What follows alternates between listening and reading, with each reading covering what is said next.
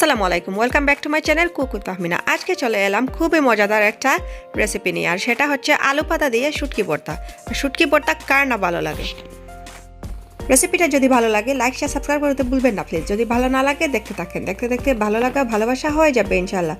তবে চলুন বেশি কথা না বলে শুরু করা যাক। আজ যেহেতু আমি আলু পাতা দিয়ে আমার শুটকি ভর্তাটা করব, তাই আমার ভিডিওটা শুরু করলাম আমার গার্ডেন থেকেই, যেহেতু গার্ডেনে আমার আলুর গাছটা আমি রোপণ করেছি সেই জন্যে। এই যে দেখুন আমার আলুর গাছটা অনেক বড় হয়েছে আর অনেক সুন্দর আর হেলদি হয়েছে। আমি কিন্তু আর কোনো কিছু গার্ডেনিং করতে পারি না, একমাত্র আলুটাই পারি, কারণ আলুটা অনেক ইজি, কোনো যত্ন লাগে না, কিচ্ছু লাগে না, শুধু রোপণ করলেই হয়। এমনটা নয় যে আমি গার্ডেনিং করিনি, আমি গার্ডেনিং অনেকবার চেষ্টা করেছি, লাস্ট 2 ইয়ার্স আমি চেষ্টা করেছি, কিন্তু কোনো গাছই আমি বাঁচাতে পারিনি, সবগুলোই মরে যায়। আপনারা যারা এত কষ্ট করে গার্ডেনিং করেন তাদের জন্য hats off to you guys. এখন আমি শুটকি ভর্তার জন্য আলু পাতাগুলো দেখে দেখে ভালো পাতাগুলো আমি গাছ থেকে পেড়ে নিচ্ছি, আর পাতাগুলোকে ভালো করে ধুয়ে একটা একটা করে পরিষ্কার করে নেব। আপনারা দেখতে থাকুন আর এনজয় করুন।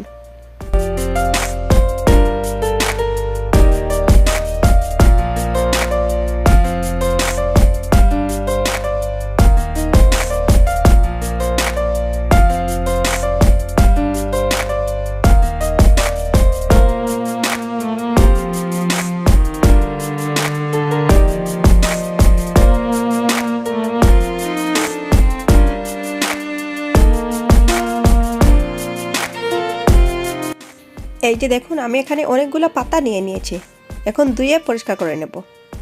আর এখানে আমি 10টা শীতল শুটকি ধুয়ে পরিষ্কার করে নিয়েছি।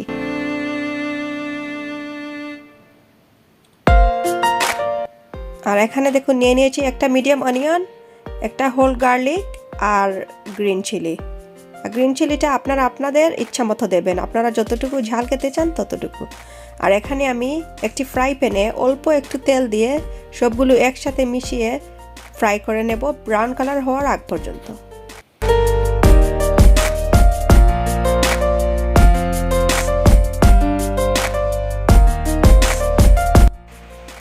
এই তো দেখুন আমার পেঁয়াজ, কাঁচামরিচ আর রসুনটা কিন্তু রেডি হয়ে গেছে। এখন আমি ঠান্ডা হওয়ার জন্য একপাশে রেখে দেব। এখন শুটকি ভাজার পালা। আমি শুটকিটাকে আলু পাতা দিয়ে পেঁচিয়ে পেঁচিয়ে ফ্রাই প্যানে দিয়ে ভেজে নেব। আর এটা করার কারণ হচ্ছে যখন আমি পাতা দিয়ে শুটকিটাকে পেঁচিয়ে ফ্রাই করব, তখন আপনারা দেখতে পারবেন পুরো ফ্রাই প্যানটাই একদম ক্লিন থাকবে, কোনো রকমের শুটকি দিয়ে মেস হবে না। নর্মালি আপনারা জানেন যখন আমরা শুটকিটাকে একটু ভাজি ফ্রাই প্যানে, সমস্ত ফ্রাই প্যানই মেস হয়ে যায়, আর এইটা করার কারণে আর মেস হবে না।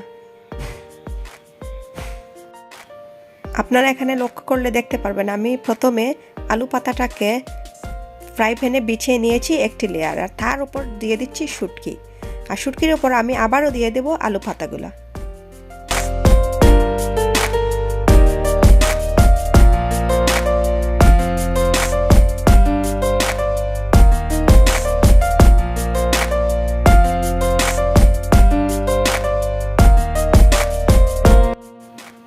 এই তো দেখুন আমার শুটকির এক পাশটা কিন্তু হয়ে গেছে। এখন আমি শুটকিটাকে পাল্টে দেব একটি বড় স্পুনের সাহায্যে,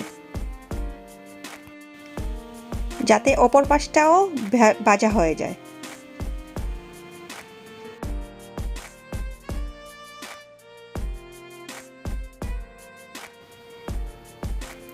এই যে দেখুন আপনারা আমার ফ্রাই প্যানে কিন্তু কোনো শুটকি লাগেনি।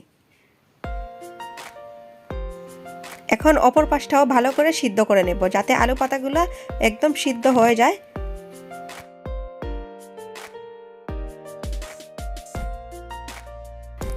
শুটকিটা ভাজা হয়ে গেলে আমি আরও কিছুক্ষণ অপেক্ষা করব, যাতে শুটকিটা একটু ঠান্ডা হয়ে আসে।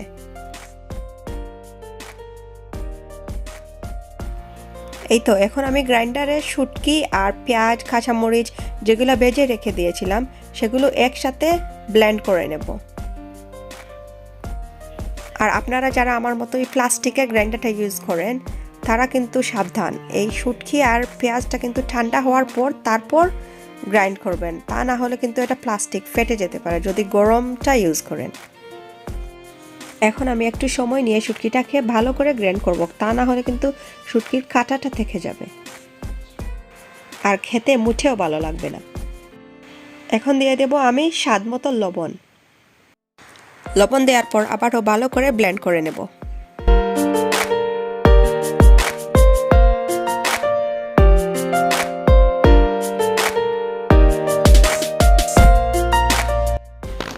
এই যে দেখুন শুটকি ভর্তাটা কিন্তু রেডি হয়ে গেছে, আর কত সুন্দর কালারটা হয়েছে, একদম সবুজ কালার। আর এই যে শুটকিটা দেখেই কিন্তু আমার জিভে পানি চলে আসছে। এই শুটকি ভর্তাটা দেখতে যত সুন্দর, খেতে হয়েছে কিন্তু অসাধারণ। আপনারা অবশ্যই এটা ঘরে ট্রাই করবেন। এবার চলুন আপনাদেরকে একটু পরিবেশন করে দেখাই। যারা অলরেডি আমার চ্যানেলটাকে সাবস্ক্রাইব করে ফেলেছেন তাদেরকে অসংখ্য ধন্যবাদ। যারা এখনও করেননি প্লিজ করে ফেলুন। Thank you for watching. আল্লাহ হাফেজ।